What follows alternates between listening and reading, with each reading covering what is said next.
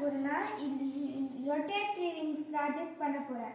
ரோட்டாரி விங்ஸ்னா இப்படி விங்ஸ் வந்து இப்படி ரொட்டேட் பண்ணும்போது ஒரு சர்க்கிள் ஷேப் வந்து ஃபார்ம் பண்ணும். அது பேர் தான் ரோட்டாரி விங்ஸ்.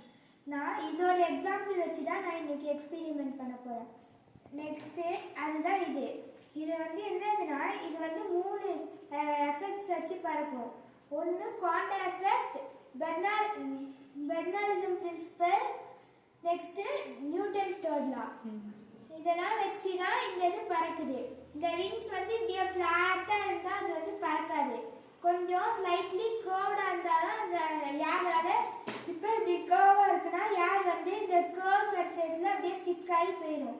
ஆனால் ஸ்ட்ரெயிட்டாக இருந்ததுன்னா ஏர் மாலிகுல்ஸ் ஹிட் ஆகி அப்படியே நிற்க தான் செய்யும். ஸோ அதனால தான் நம்ம வந்து ரைட் சைடில் கொஞ்சோண்டு அப்வர்டாக டில்ட் பண்ணியிருக்கேன், லெஃப்ட் சைடில் கொஞ்சம் டவுன்வர்ட்ஸாக டில்ட் பண்ணியிருக்கேன்.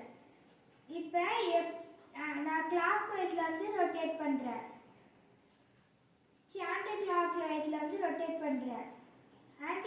எந்த வைஸில் பண்ணால் வந்து யார் வந்து தலைக்கு வருதுன்னு பார்க்கணும். இப்போ நான் கிளாக் வைஸில் பண்ணுறேன், வரல. ஆன்டி கிளாக் வைஸில் பண்ணுறேன், வருது.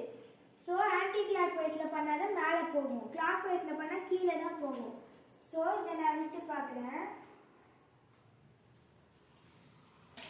இந்த இது கொஞ்சம் போச்சு, அதே மாதிரி தான் இது பறக்கிறதோட எக்ஸ்பெரிமெண்ட் தான் இது. தேங்க்யூ.